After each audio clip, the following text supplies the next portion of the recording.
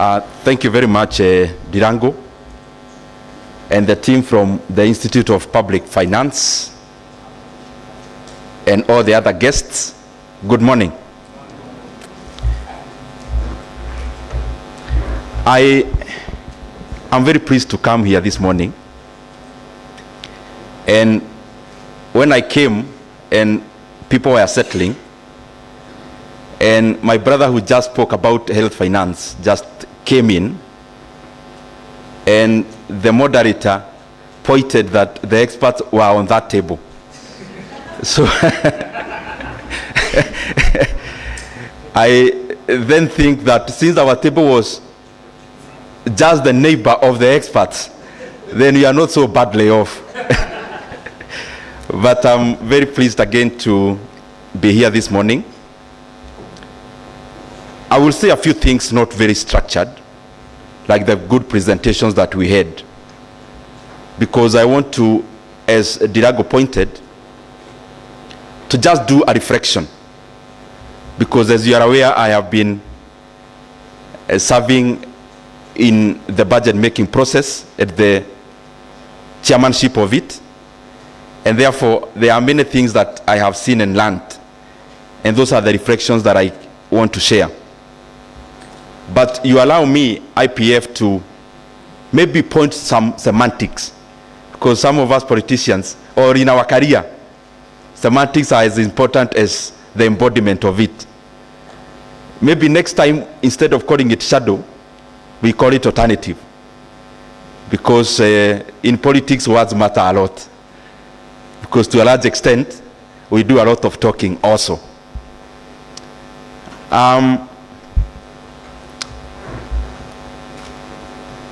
As you could have also noted, when Dr. Jaramba answered the question that was asked around death, the heavy claps came from our table, because I had to visibly clap, and he had to see that I'm clapping, because he's my supervisor in the masters I'm taking in KU. So I hope the people taking the videos took me clapping vigorously. Probably that may help at some point. Thank you very much, Dr. Jaramba. He's been very instrumental in what I'm doing in KU. And as I said earlier, and I'm saying it because I see a lot of economists here. When we came in after elections, I thought that in the capacity which I was serving, that I needed to also entrench myself in terms of knowledge. And therefore, in the September of the ensuing year, which was 2023, I was very eager to start my master's. But because I had done my undergrad in KU, I thought the CV should read another institution. So I went and applied to the University of Nairobi. But because I was very eager, they delayed. When Nairobi UON starts their semester, it is 1.5 months before or after KU. And because I was very eager, I didn't want to waste any more minute. I applied in KU also because KU was coming pretty earlier, around August, September. So I enrolled in KU. But also, the time for UON also came after 1.5 months after that. So I enrolled in both master's degrees. One in public policy, the other one in pure economics in UON. And I'm glad that I'm actually done with my coursework. We are now doing the both projects concurrently. And I want to assure you I actually attended classes. And I'm not saying this because of myself. I'm saying it because I have realized as Kenyans, and especially those who have the privilege of serving Kenyans in public offices, to make optimal decisions, we need as much knowledge embedded in us as possible. Because you can rely on experts, you can rely on advisors, but they can only advise you on something you have familiarity on. And that is the reason why I am saying it, not in terms of boasting, but in terms of also encouraging any other public officer and also other young Kenyans that education, ukisoma haipotei, inasaidia pahali. As I start here, I start in terms of budget, but also as a leader, because I'm privileged to be MP for Kiharu. And you'll keep forgiving me because you know that is my primary role as the Member of Parliament for Kiharu. So when you invite me many often times and I start with what we are doing in Kiharu, is because that is exactly my job. And since we are talking about economics, an optimal allocation is in national and also in the taxonomies that exists, and especially constituencies and counties. The same semantics we are learning about here, they also happen in the constituency level. And I am glad that where I represent, that is Kiharu, our focus was primarily first in the learning institutions. It's a pretty large constituency with 2 sub-counties. We have over 112 public primary schools. And I want to assure you, as the MP for that area and as a servant, having worked alongside the people of Kiharu and together, all our public primary schools, in all the classes the learners attend, they are in appearance just as the academies that the children of those who have more means attend. And actually all our public primary schools are tiled, all of them, all classes. We also have in the same category or sector a program we call Kiharu Masomo Bora. And Kiharu Masomo Bora touches on learning in secondary schools. And out of all our day secondary schools, over 10,000 learners. There used to be much more, but because now there is no, there was no intake in Form 1, they are now a little fewer. So they are around 10,000. They only pay 1,000 school fees per term. And in that they eat in school from Monday to Saturday. And in the same program, we also provide learning materials like revision books. And also we have done infrastructure. Like this year alone, we are doing 10 laboratories in our JSS, which are used to be primary schools institutions, modern laboratories, and much more that we are doing. So whatever we are doing here also must reflect on the leader in the area that they have dominant influence. And therefore, it is important that we speak about these things, because the same things we are talking about here affect the people. The same thing we do in the constituency level affect the same people. And you could have also noted, probably because I highlight those things in my social media, rural constituencies have topographies that are not necessarily flat. And therefore what we have been doing from my first year is that in very steep areas, we do concrete roads, so that once you do it, you actually do it for once and for all. Once we, for example, the tarmac, the concrete roads we did in my first year, there has never been any repair needed, because once you do it, you have done it. Other than putting gravel on very steep areas, then you have to do it after every rainy season. Now getting to the issue of the day, I'm taking it up actually from there, from Kiharu, because, and actually don't wait for another technical speech, I'm already giving the speech. I learned one thing when I was elected as Member of Parliament for Kiharu in my first term. When you get elected and before people actually know your character, there is usually some friction before people define who you are. Because politics and leadership is also, to a large extent, part of making people know who you are, so that when you speak, they know who is speaking. When you say maybe something will be done, they know, do you mean it? So that when you say, people can define your leaning. And therefore, before that happens, or before that definition, of course, people will have different definitions on who you are. And I realized you can spend a lot of time fixing your politics, and you neglect the role at which you are actually elected to do. That's something profound that I learned in my first 2 years.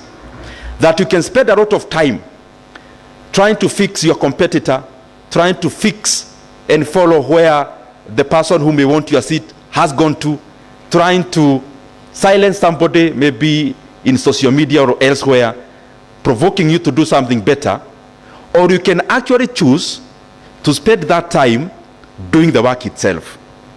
And I realized it is very important that as a leader, you focus on something that can stand the test of time. Because, for example, when we have an argument with Dr. Rugo here, whom is also my good friend, if we have an argument here on words will not go past that argument. But if there is some deliverable, you do something tangible, it will go beyond the argument, it will go beyond words. And I realized that it is important you spend your time as a leader addressing the issues that are not necessarily things that you are proving through word of mouth, but things you'll do that are all seasonal. And these things that are all seasonal are the deliverables you do around the sectors that you should be working around. Why am I saying this? If you look at the budget alternative that has been done by IPF, and I commend Jerry for even the demeanor at which you highlighted the issues. If you look at it, and I want to be very frank, you have to make a choice as a country between managing politics and delivering. What am I trying to say? There is no better way of showing what you want to do other than through the budget allocations. Now, if what you want to achieve, for example, is roads, if what we want to achieve as a country is healthcare, if what we want to achieve is in education, then just follow the budget. Go check how much has been allocated. And therefore that will speak more than the words. Now, what I've seen, the state, the architecture of the state, beyond the doing, there is also the people management side. The people management side, of course, is done through that sector that was criticized by Bernard. That sector that has, of course, GJRO, and also there is the administration. I don't want to say more, just scrutinize the budget. Because, for example, if you look at the supplementary budget we just did, there was a variation around administration again of over 10 billion shillings to one specific institution. Why am I saying these things? The orientation of a country, you need to define, we need to define. The orientation around the circumstances in Kenya now are the real issues around security and management of people, or is it in other areas, for example, like roads and other deliverables? You just need to look at the budget, you can tell. Why am I saying so? If, for example, you increase the budget, let me use interior, for example, and you see a significant increment, and in that year there is no recruitment that is happening, and if you go to the budget of the development of that specific ministry, there is no increment that is notable, therefore that money is going into recurrent, then you ask yourself, this money that is going into recurrent in sectors that are by law not as transparent as others, then you need to make your deduction around there. And I'm speaking that because I know I'm talking to experts. You scrutinize. So when the money is going here, if it's, for example, buying equipment that are security related, fine, which are they? But if it's going to recurrent, what is recurrent in that sector? And up to what length can you question that recurrent as a Kenyan? Up to what length can you question that expenditure as a journalist, for example? You'll get many answers from that. And I hope I am speaking. The other thing, because many times we confuse, budget making process is not just about June or whichever other date that the minister reads highlights. It starts pretty earlier. It starts many months before that date. And it goes all the way into oversight. And therefore, even IPF, I challenge you, some of the questions we are asking, I challenge you to also take it up. Because even, for example, if you look at KPIs, you look at the allocations, that's not the head of budget. Even what the Auditor General does is not the head of the budget. There is now what Park and Peak in Parliament, therefore, analyzes. I challenge you to also go the full length so that we also check at the outcome at the end of the tunnel. It starts from way early, but it also ends way after June. Let's be able to check also the after implementation. If we say we have built a classroom, for example, can you verify through sampling those kind of projects? So it starts early. And just for understanding, we divide the state into 10 sectors. And those 10 sectors incorporate several ministries. So when you see, for example, those sectors that are 10, all the ministries are condensed, or all government departments are condensed, including sagas, into those 10 sectors. The other thing I just want to highlight is that my experience as chairman of budget is not the one we read. This is the hard truth. The budget of Kenya is called Exchequer. The budget is not the one we read. The one we read remains there. When you have a country where there is a discrepancy between what you budget for and how much you can raise as revenue. So what we budget for is not the budget. What you fund is the budget. When you are in a household budget and you have what you want to achieve, you want to build a house in Githurai, you want to build your rural home, you want to buy a car, that is what is the budget. Then after that, those are aspirations. What can you fund out of your revenue? That is the real budget. So the things that I was seeing some semantics about absorption. That word called absorption, you need to actually juxtapose it from absorption to not funded. Those nice words about absorption and absorption, it basically means more than 95% that those programs were actually not funded by the close of the financial year. Those words around absorption, the problem is that the responsibility is left with the accounting officer, the responsibility to explain. But the overarching ministry, which is the National Treasury, then is left with no responsibility. If you sit here and you're talking about an absorption, for example, in the Department of Basic Education, like the classrooms I saw in laboratories, if there is a CFO or the PS for basic education, they seem like the ones carrying the burden, that you didn't absorb the money yet it was budgeted. That is not the truth. The truth is that that program or those projects were actually not funded. So that I have seen part of managing our country's economics is communicating things as they are, so that people's expectations are aligned to what can be delivered and are aligned to what is possible. There are just a few other things I want to highlight. One is the budget. The budget that we know in terms of the expenditure side. If you could have followed the presentation here, BPS level 4.3 trillion. Let me use the one that has been implemented, because, and you forgive me for this because I've been there. The real budget is the one that has been implemented, not the one you want not the aspirations of the next financial year. And that comes in handy at the close of the financial year, when you realize there is a lot of gap in terms of revenue. Now let me actually use the one that has partly been implemented for this current financial year. And let me use the one before revision, before the second supplementary. You're talking about a budget of 3.8 trillion. I want you to see what it is that we budget for. Kenya has two very stagnant and solid polars in budget making.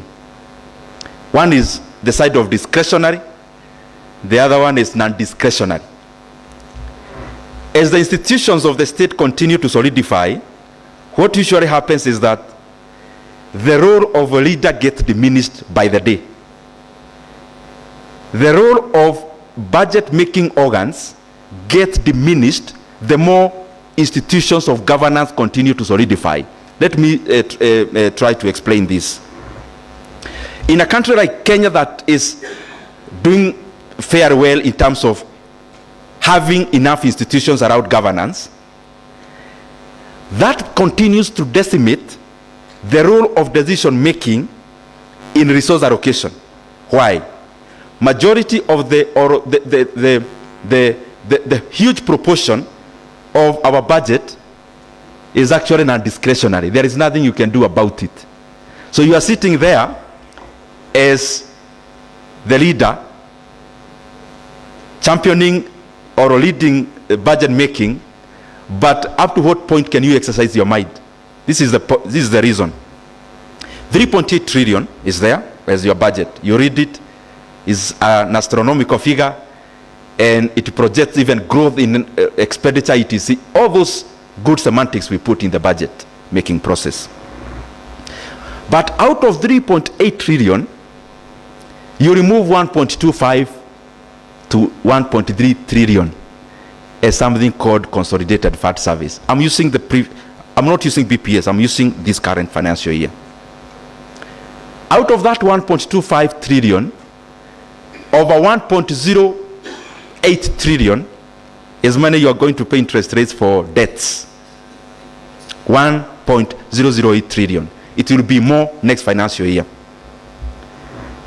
Now, there is nothing you can do about that.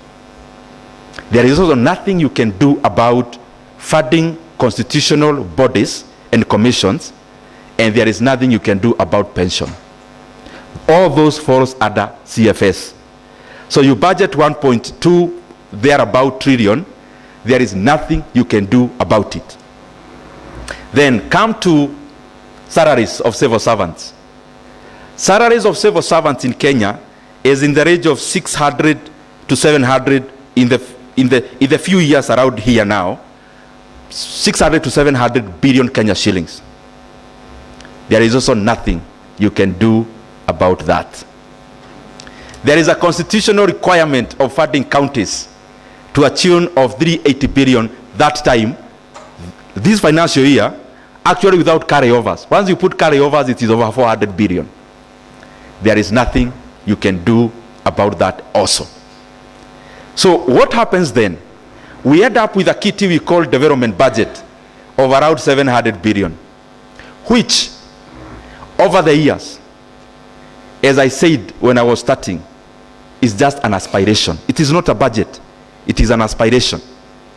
Because you budget 700 billion, by the close of the financial year, you are less in revenue collection by 300 billion.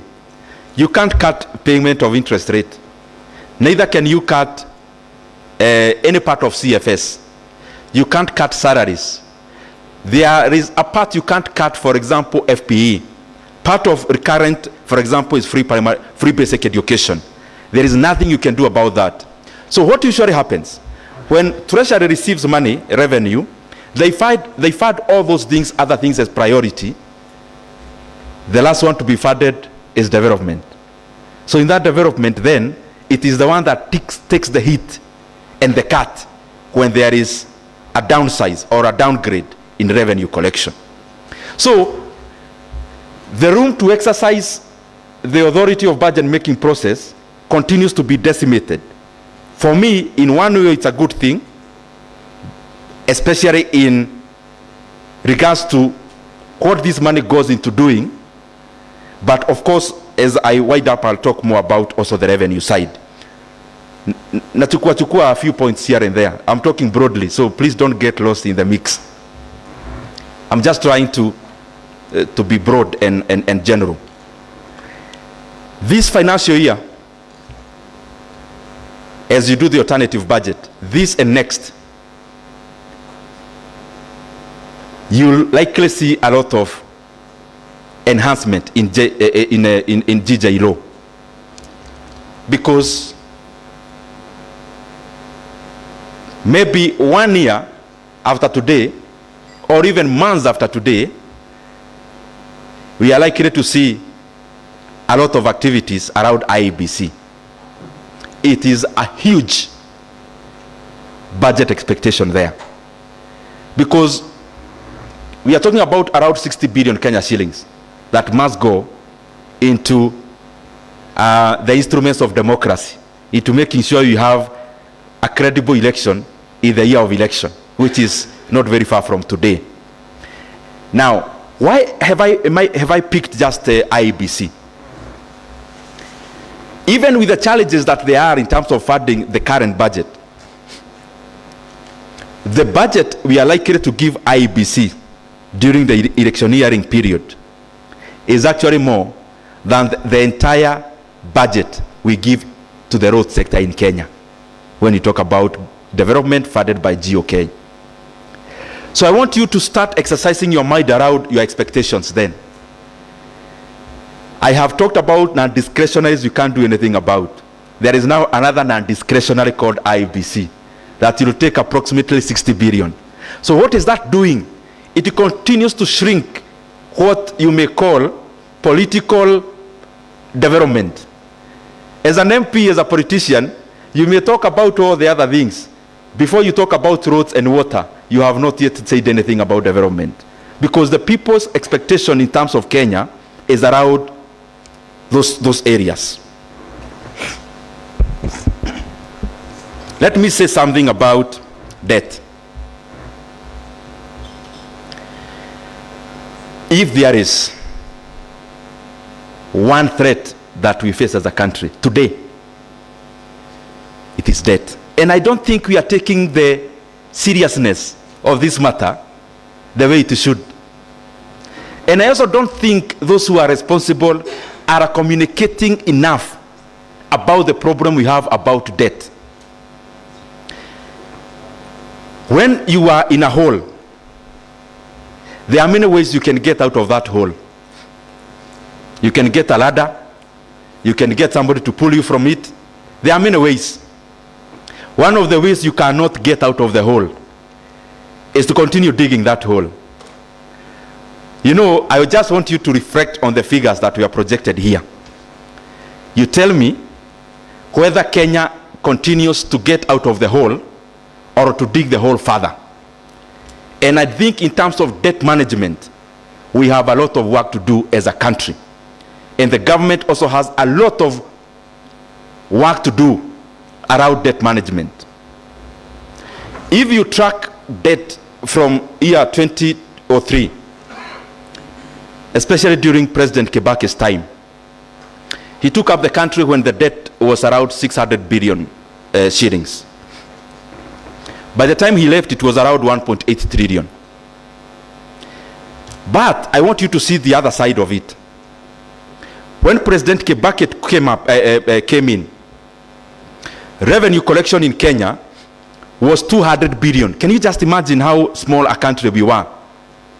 We were collecting only 200 billion in ordinary revenue. When President Kibaki left, that figure was around or close to 1 trillion Kenya shillings.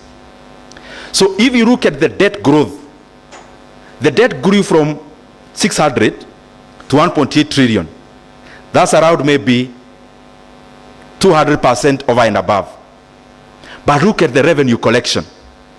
The revenue collection, with the growth was like double that of debt accumulation. And I want to say, because figures don't lie, you realize that the accolades given to President Mwai Kibaki, he actually deserves more. Because now we have comparisons to do. You know, when it was just President Kibaki's reign, there was no comparative analysis to do. Now he left in 2013.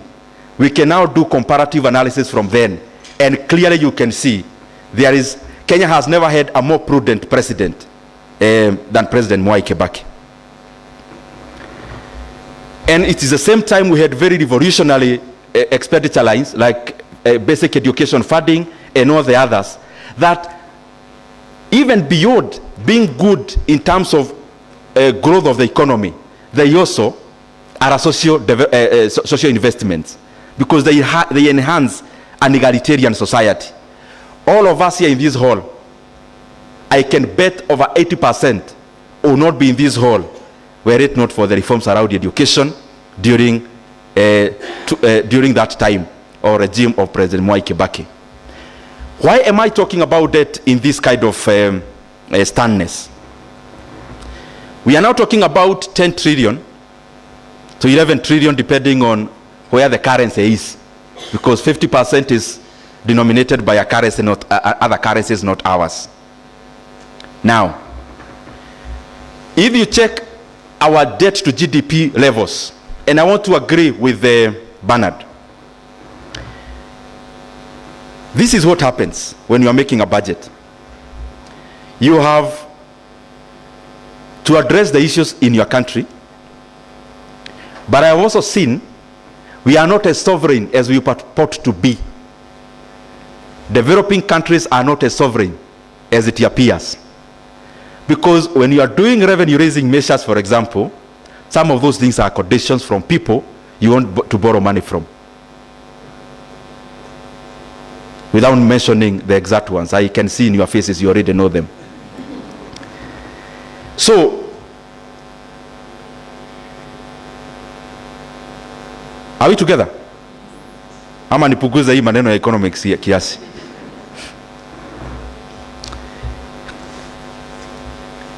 I'm looking for words for you to capture this point properly. I'm talking about debt. If you look at our debt level, 10 to 11 trillion, and I'm trying to solidify the point that was said earlier, you'll be given a condition about debt to GDP ratio. You'll also be given a condition around fiscal deficit to GDP ratio. If you notice there, GDP is cutting across both two parameters. So what do authorities do? Because the target is on a percentage. If I do 2 out of 10, 2 out of 10 is what? 2 over 10 is 20. 2 over 10. 2 divided by 10. What's that? 20%. Very well. What about when I do 2 out of 20? 10%. What have I changed? Have I changed? Is the 2 constant? What have I changed? What if my obligation was to lower the percentage? What do I need to do around the denominator? Now, ask yourself this. You report in the same government documents, the Kenyan GDP grew by 4.something%. That goes in the record. The same record shows the GDP moved from 16 trillion to 18 trillion. What is that percent? Can somebody do 16 out of 18? I mean, to do the math. When GDP moves from 16 to 18, what percentage is that?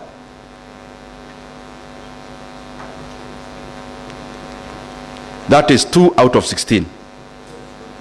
12.5. Okay, they will argue one is real, the other one is nominal.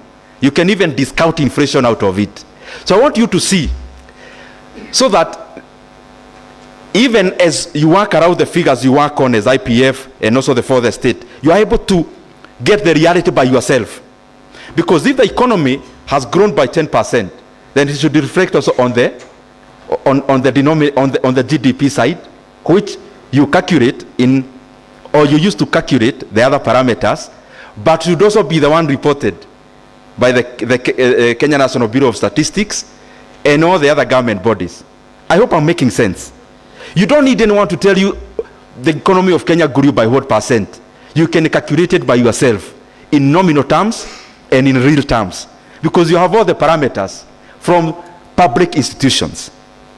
So the problem around our debt is that when we inflate our denominator, we continue to show like the economy grew with the purpose of having a leg room of borrowing more. The problem is that You cannot cheat figures for too long. It catches up with you, and especially when it is time for repayment. Debt management is everything else. It catches you around repayment. Now, we are spending over 1 trillion Kenya shillings in paying our interest rates. Over 1 trillion Kenya shillings. Now, whether you inflate GDP or you condense it, that is actual money that actually have to be paid. That is why it catches you. Because you may come and say, you know, our fiscal deficit to GDP ratio is 5% or the next, or the other figure. That's fine, it goes to the books. It will catch up with you when it's time for repayment. The other things I want you to, I'm just provoking your mind so that you go research further. I saw headlines in our newspapers the other day in jubilation that we have done a very good thing, because in that year of 20, I think last year or thereabout, we were able to repay our Eurobond. And the people in this hall, because I can see you are able to dig deeper.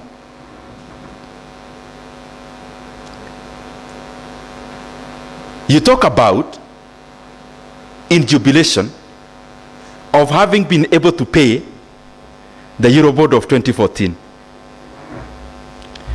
And it comes out as headline as a jubilation for the country. Now, this is the reality. The reality is that you retire a debt of 6.8% with a debt of 10.3%. And then you clap and you want the whole country to be closed for people to celebrate. I'm provoking all of us here. I mean, Kenya is for all of us, and we need to speak these things as clearly as they ought. You cannot go and take a loan from Shylock, you pay a bank, and then you go home, and people should celebrate you for taking a loan with an interest of 20% to pay the one you had that you are paying 12%. Those are the things that will catch up with this country very soon.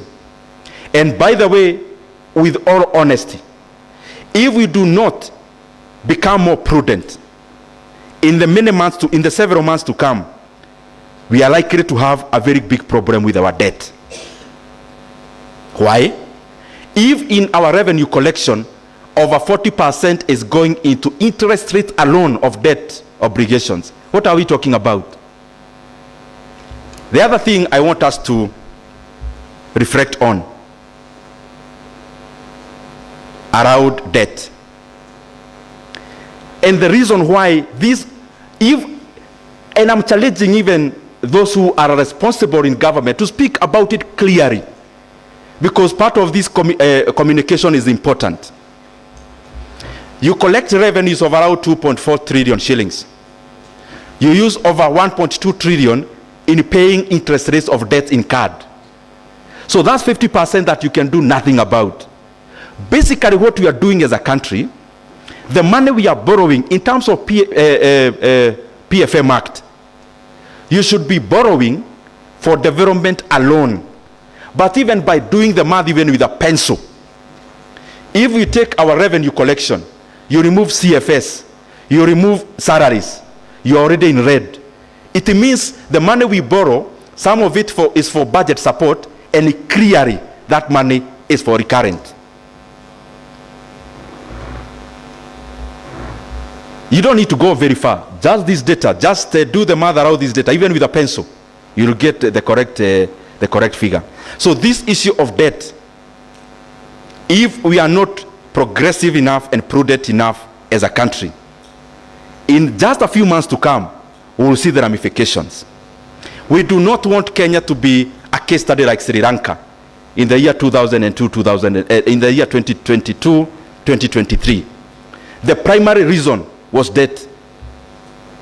The issue around Zambia never descended too much because there was a new president who had to tell their country as it is, and they restructured, or they started or attempted to restructure. Ghana never had that luxury. They actually defaulted.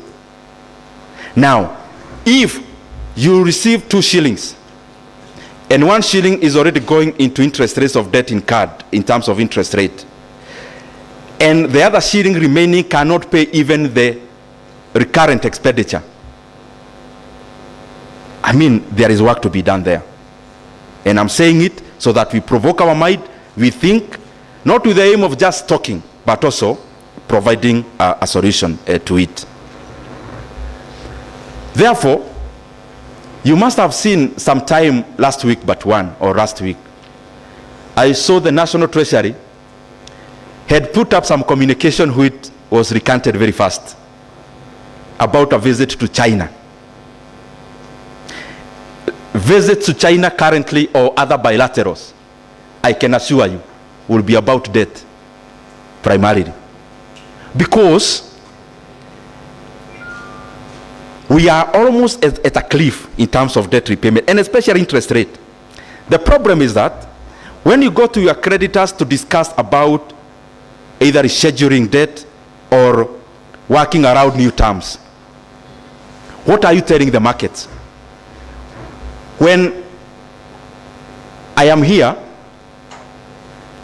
I have borrowed 3 of you some money, 10,000, 12,000, 18,000.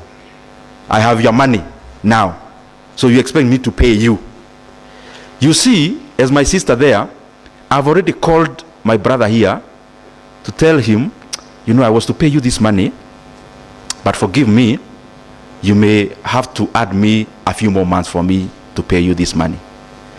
What am I already telling you? As the other person, I owe money. I've already called you as a person who owes you money. I mean, najaribu kuodoa economy kwa hii maneno mingi. Martin is here. Dirango is there. And Veronica. I owe, all of you have lent me money. Veronica 12,000, Dirango 10, and Martin 18,000.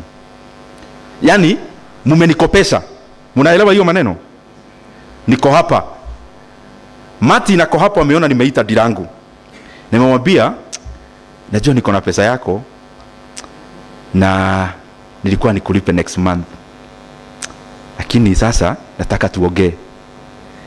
What comes to your mind as Veronica? Are you getting what I'm trying to say?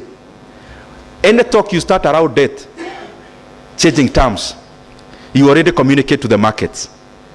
If you look at the figures, the yield of our Kenyan Eurobond, even as late as yesterday, you see changes there. Because markets operate on credible and fundamental information. When the market starts sensing that somebody owes you money, you're already talking to them, not asking them which bank account they should pay you through, but asking you, can we, tunaweza fanya, unipe miezi kidogo, kiasi, nini. When they start seeing you already giving signals to one of your creditors that you want changes in terms, you are already communicating signals to the market. And those signals in the market is actually how countries then decide. Because what usually happens, when you give signals that you have problems with paying debt, the international market starts to sense you as somebody who may also change terms when they lend you money. So what do? They already input that risk in the interest rate they will charge you. That is why you see the yield of our Kenyan Eurobond is changing. Because when the creditors start seeing, you may start some stories sometime later in the future, they also price you accordingly. So they lend you money fine, but you also pay a commensurate cost for that. Now the other thing I want you to look at is this. You can talk to China and they agree.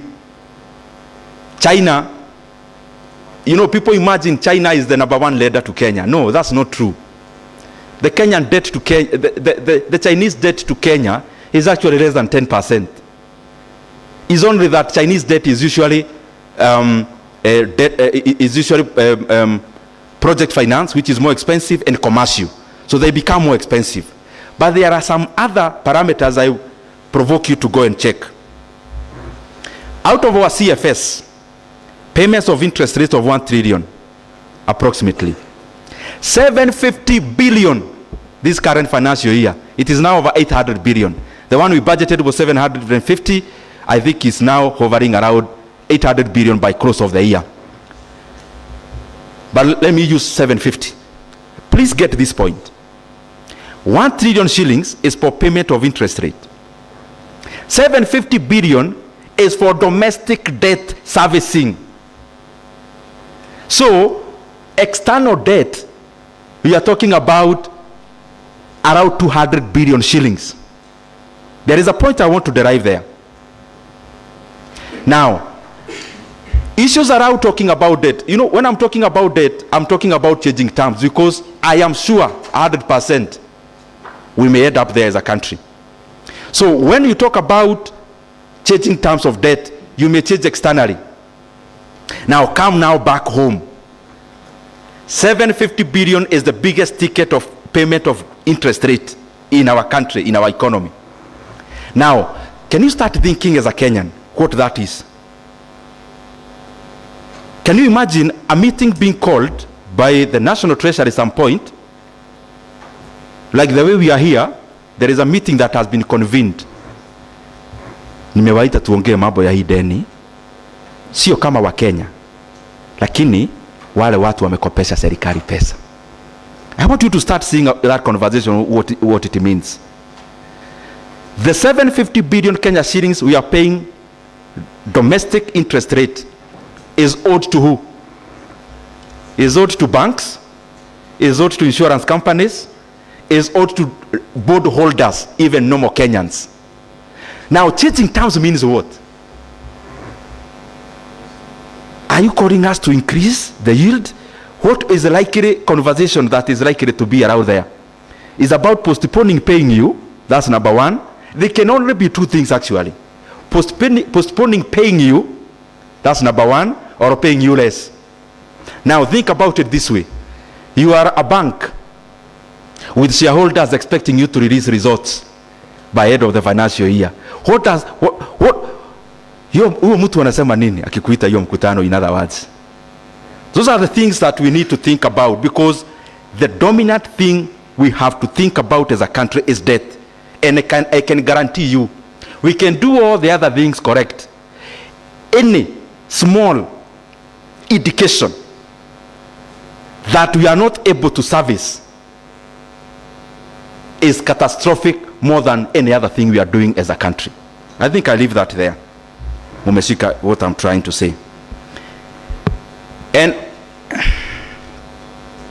you know, they say restructuring is the first chapter of default, because the same analogy I gave, if I owe you money, 3 of you, and I've called you one to talk, what are we talking about? We are talking about, I may not pay you next month, I'll pay you 3 months from now. So I'm restructuring. So what if in those 2 months I've not paid you, what have I done? Haven't I defaulted? Now lastly, I want to talk about revenue. There is something called revenue maximizing tax rate. That is a term that should be given a department in the Department of the National Treasury. Revenue maximizing tax rate. You know, many times we confuse that you add tax rate, you get more revenue. It is a fallacy.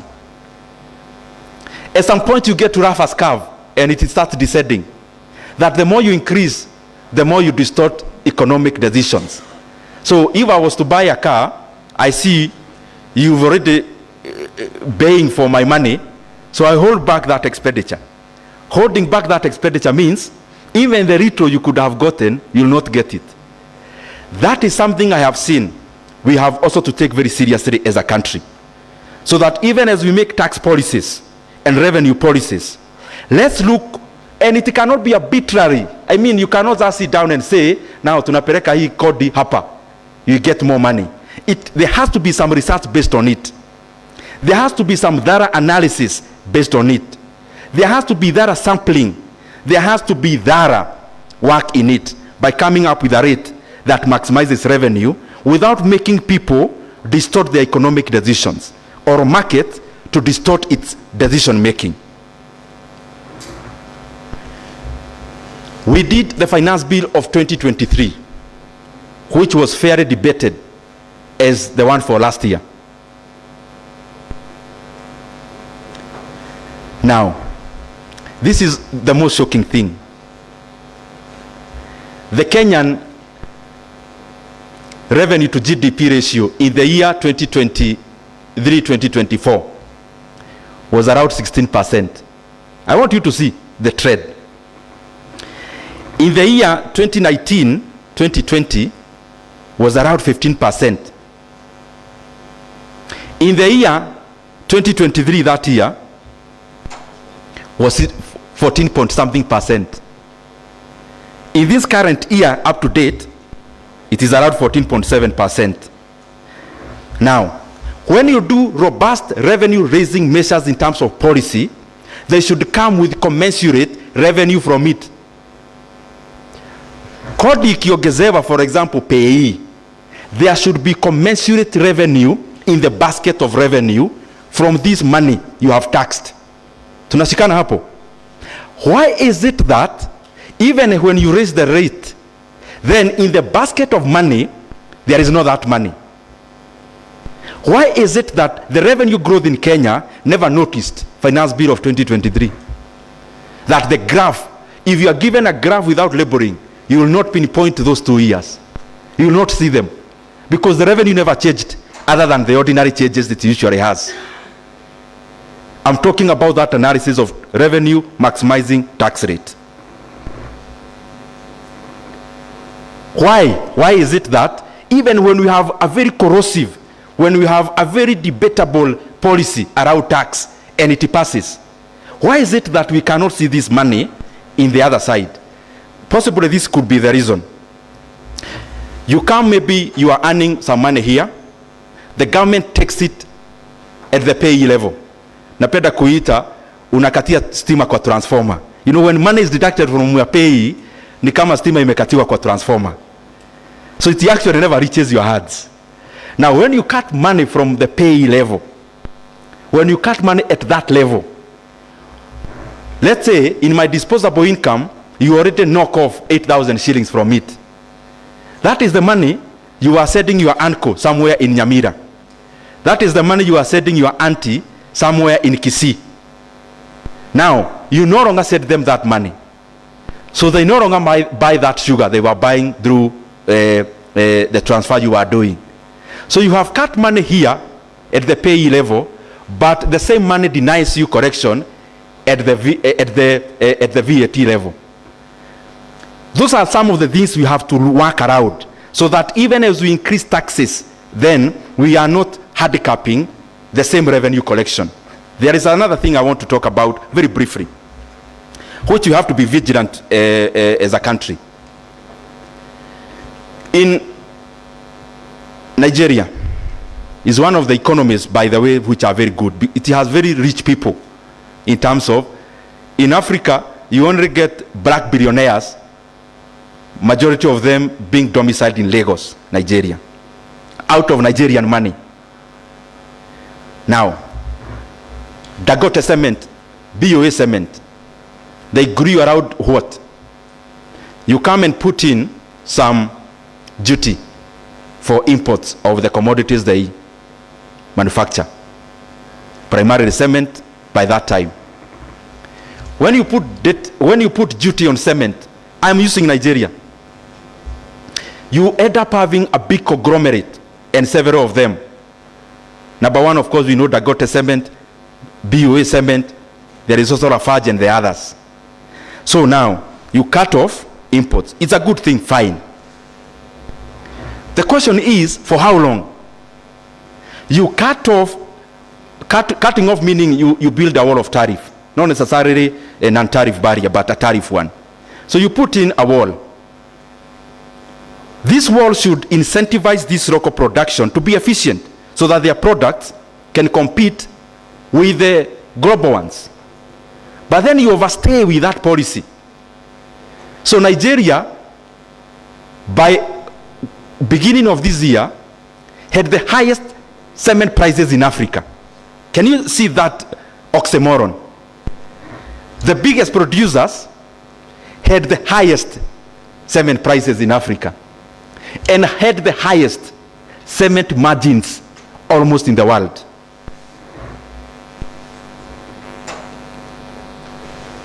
You protect an industry, that must come in with an analysis for how long.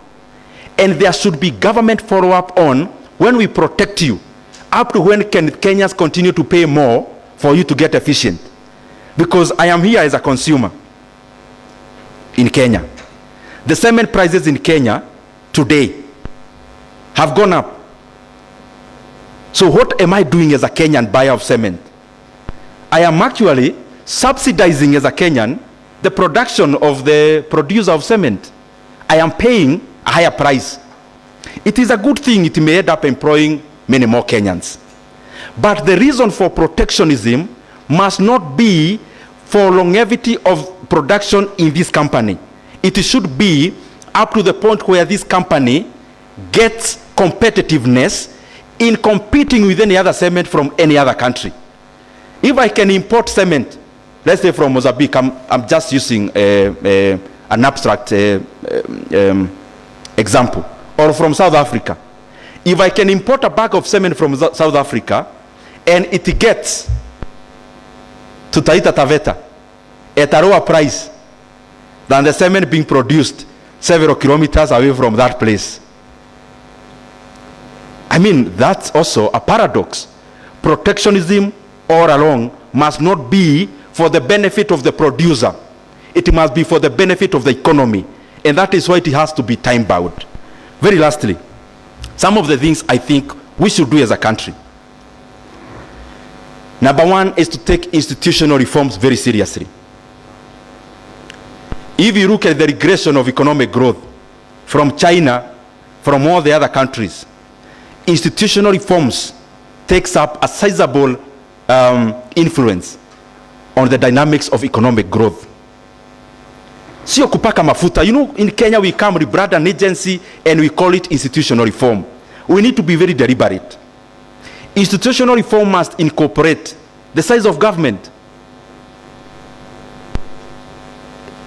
Kenya can act optimally with half of the government we have in terms of its size. We can cut the government into half across everything. Government, if government is a loaf of bread, you can cut it by half. All the resources of government, you can cut it by half, and my grandmother will not notice. What am I trying to say? That service delivery will not be hampered. Institutional reform must be deliberate and must be objective. The other thing,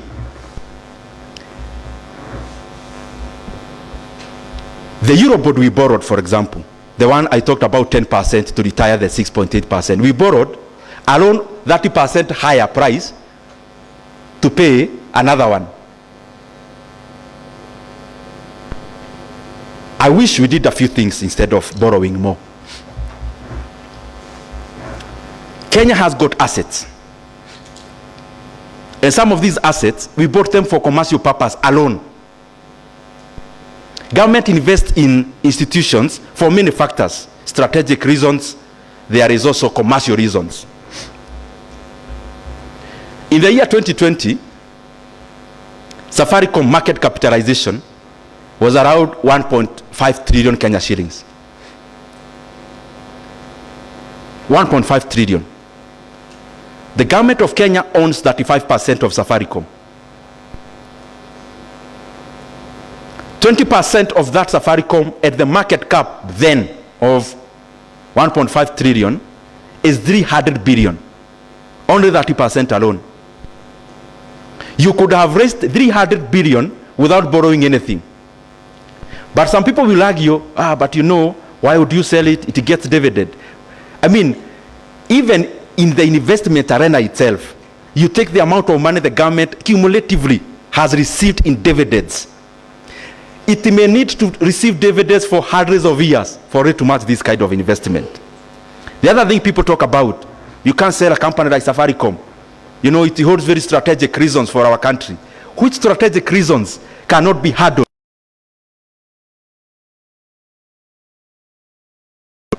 And that regulator can hold the forte of government there. You can even have a regulation that the government will have board of directors without necessarily even having a shareholding. You can have it. Just as currently the CBK forces banks, you must have independent directors. The government will not own your bank, but they'll force you. You have to have independent directors. Government can still control companies through regulation. You don't have to control companies through ownership and stake. Now, this is the thing. Now, that market capitalization of Safaricom has now come down from 1.5 trillion to 700 billion as of yesterday. We must be strategic even in government investments so that we make it, we have an efficient asset management arm of government so that they are able to make optimal decisions. Why would you go to borrow money as a government? Private sector investment. For you to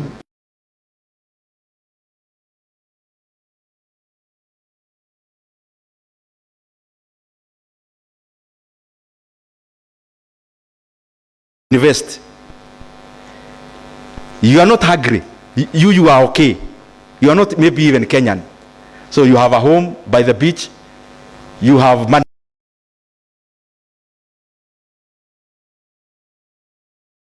I want to ask a rhetorical question. Between this person who has 10 billion shillings, them they are okay, they have a house, they are able to take care of themselves, but they have 10 billion, they want to invest in Kenya. Is this person doing Kenya a favor, or is it Kenya doing them a favor? You are fine. Wewe uko na gari yako, hata uko na ndege, unakaa ng'ambo, you are not even Kenyan.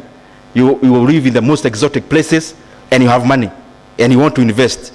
So you are not looking for money to buy food. You are actually looking for money just as a creation of wealth. And you have some money to put up a factory somewhere and you say it is in Kenya.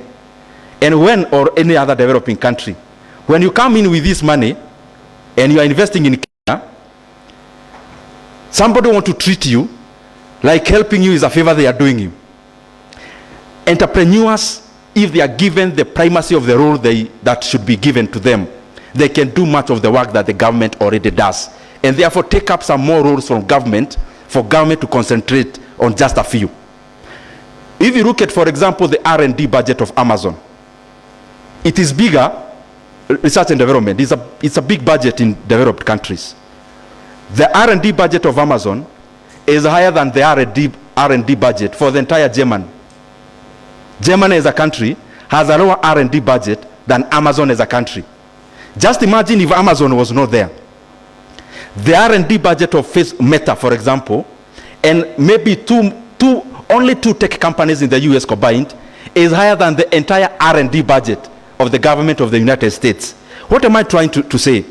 There are some things that are already being funded by the private sector in that country where the government does not actually need to have that money in their fiscals. Because the ultimate result of R&D is research, is to do things more efficiently, is to do things better. If private sector is given enough resources, enough support, they can end up doing much more of what the government does.